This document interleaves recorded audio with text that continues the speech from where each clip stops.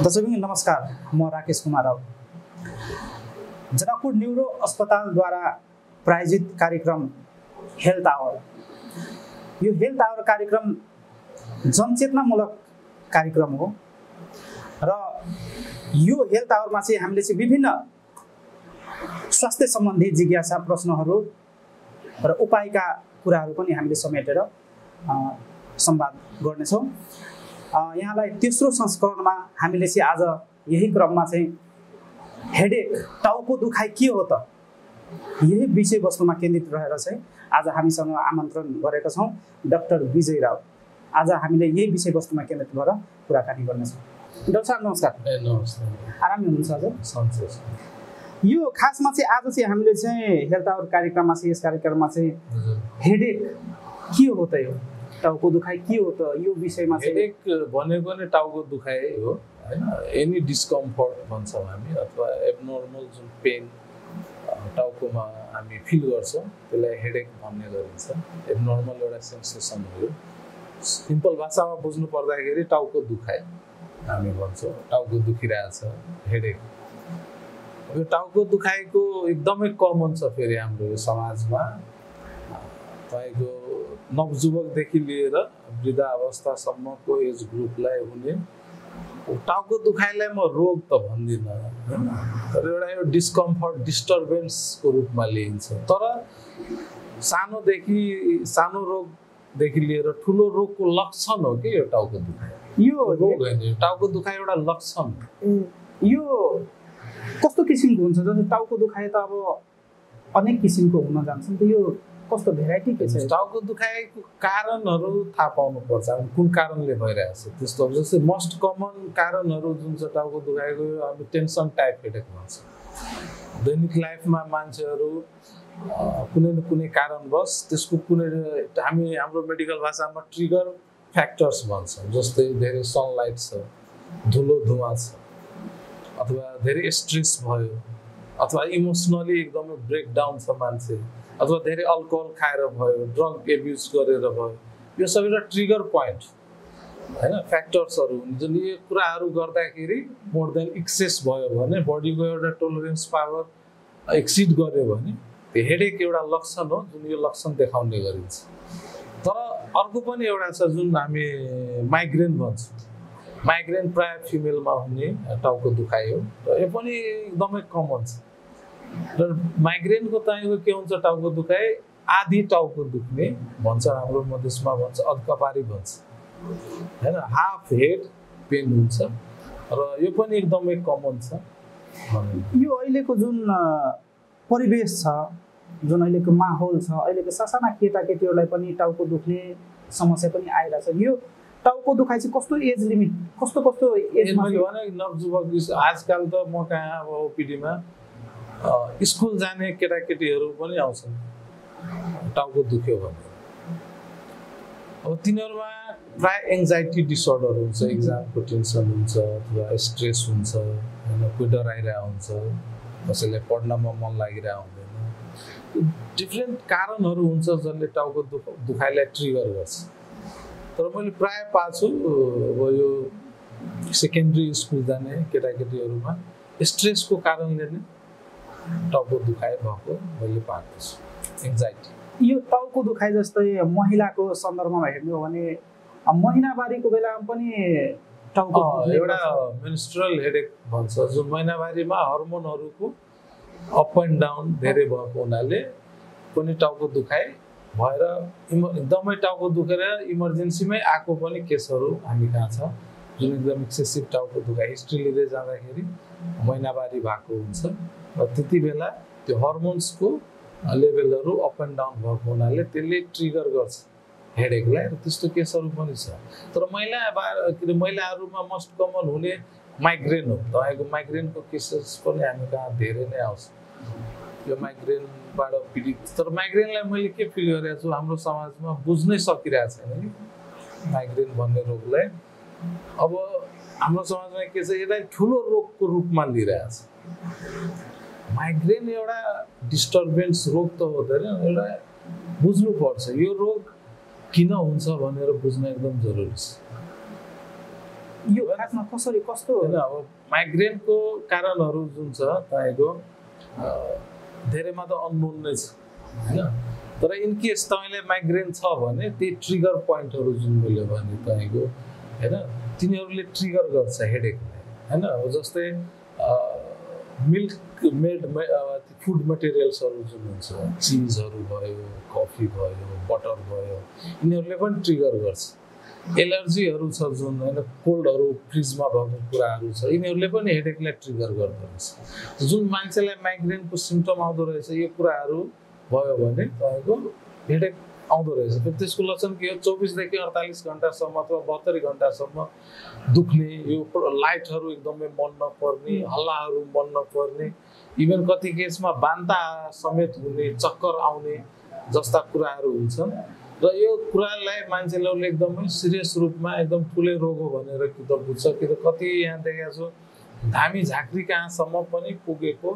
अवस्थाहरू मैले मेरै पेसेन्टमा देखेको छु म प्राय मेरो बिरामीलाई भन्छु यो हेडेक भनेको एकदम ठुलो रोग होइन यसलाई बुझ्न जरुरी छ हेडेक भनेको तपाईले राम्ररी बुझ्नुभयो तपाईले कुन कुराले हेडेकलाई ट्रिगर गरिरहेछ अब कसैलाई एकदम लाउड म्युजिक ठुलो स्वरले हैन एकदम हेडेक ट्रिगर छ भने त्यसलाई एभोइड गर्ने एकदम चर्को घाममा भइरहेछ भने त्यसलाई एभोइड गर्ने छाता युज गर्ने फ्रिजको कुराहरूले गरेछ बुझ्नु पर्छ नोटिस गर्नुपर्छ तर प्राय मान्छेहरूलाई यहाँ हाम्रो तराईमा त्यो कुरा थाहै हुँदैन कि मलाई यो गरेपछि हुन्छ स्वयंलाई बुझ्न सकेको हुन्छ स्वयं शरीरलाई नै बुझ्न सकेको उसले बुझ्नै सकिरहेको हुन्छ कि मैले यो गर सपोज धुलो धुवा धेरै गरेर मलाई भइरहेछ अथवा मलाई अरू केही धेरै गर्मीले भइरहेछ भन्ने कुरा उसले बुझ्नु पर्यो ट्रिगर पोइन्ट यो अब जस्तै भनौँ न माइग्रेनकोले दुखाइले पनि टाउको दुख्छ अन्य कुराहरूले पनि स्ट्रेसले पनि टाउको दुख्छ यसलाई चाहिँ रोकथाम गर्ने केही उपायहरू छन्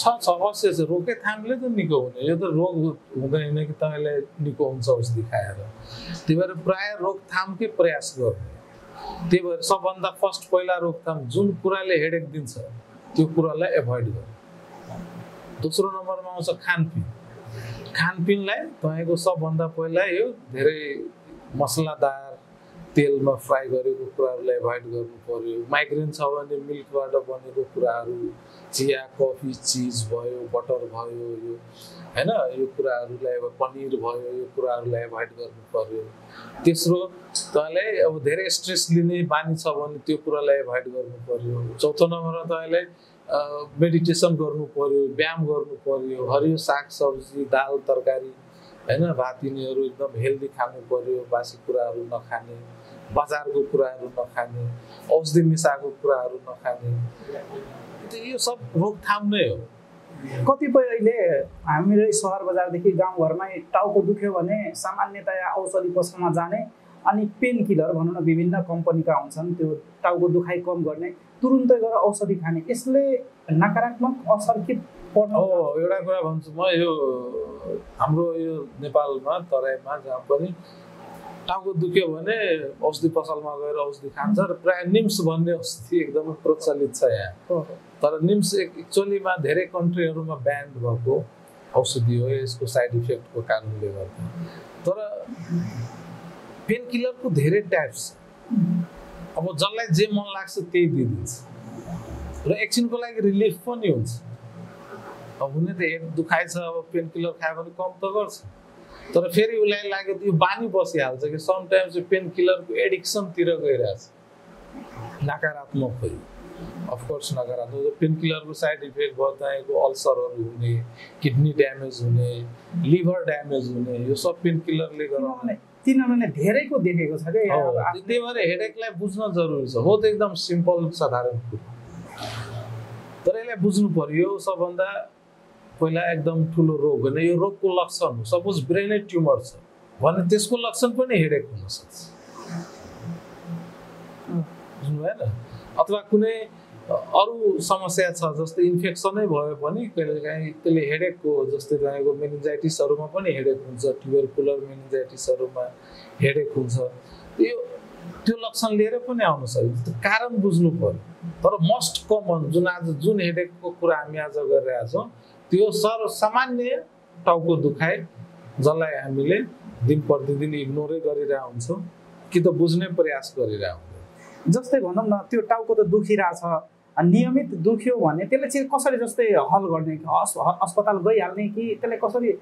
टाउको दुखाए सामान्य होस् या जुनसुकै होस्, तपाईँले अब वर्षमा एकचोटि दुख्यो भने ठिकै छ, तर महिने पछि अथवा हप्तामा दुखिरहेछ भने डाक्टरको सल्लाह बिना त औषधि खानु ठिक होइन जस्तो लाग्छ मलाई। टाउको दुखाइ एउटा सिरियसै कन्डिसन हो, सामान्य भए पनि तपाईँको डाक्टरको सल्लाह अनुसार औषधि खाएको बेटर होला जस्तो लाग्छ मलाई।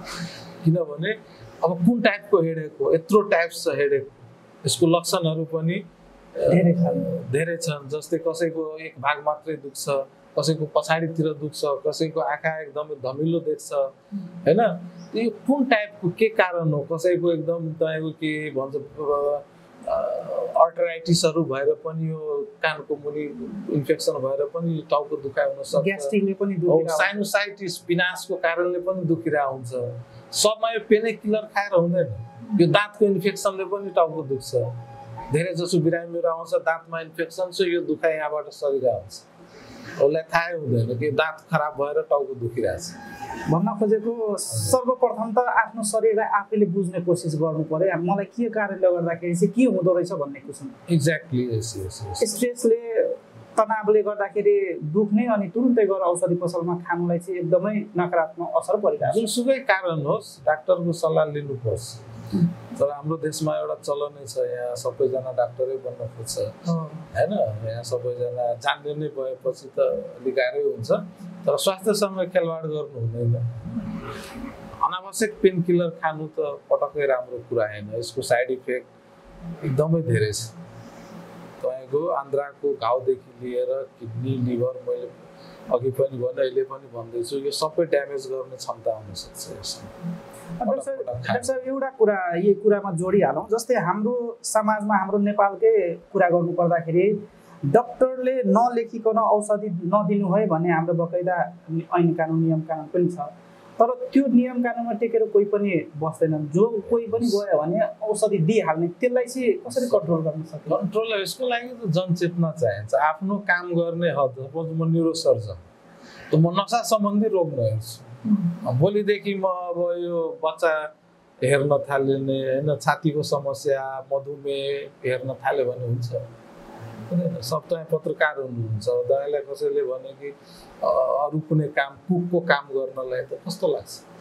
सबैको आफ्नो उसको काम हो, उसले बेच्ने, जसलाई लेख्ने काम छ उसको आदेशमा लेख्नु पर्यो। नियम यहाँ पालना नगर्नुको मेन कारण के छ भने तपाईँको हाम्रो समाजमा एउटा जनचेतनाको ठुलो अभाव छ।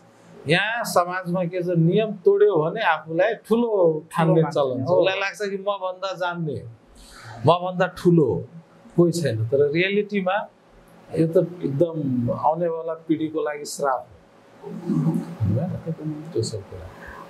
धन्यवाद यहाँलाई। पक्कै पनि अहिले हाम्रो जुन हेडेक छ, टाउको दुखाइ छ, यहाँले भनिसक्नु भयो। सर्वप्रथम त आफैले पनि आफ्नो शरीरलाई जान्ने कोसिस गर्नुपर्छ। ध्यान भयो, मेडिटेसन भयो, खानपान भयो, रहनसहन भयो, सम्पूर्ण कुरालाई चाहिँ आफैले पनि विचार गर्नुपर्ने हुन्छ। तथापि यदि यहाँहरूलाई नियमित टाउको दुखाइ या केही किसिमको समस्या भइपरि आएमा यो हाम्रो न्युरो अस्पतालद्वारा सञ्चालित यो जनचेतनामूलक कार्यक्रम हो, हेल्थ आवर कार्यक्रम हो।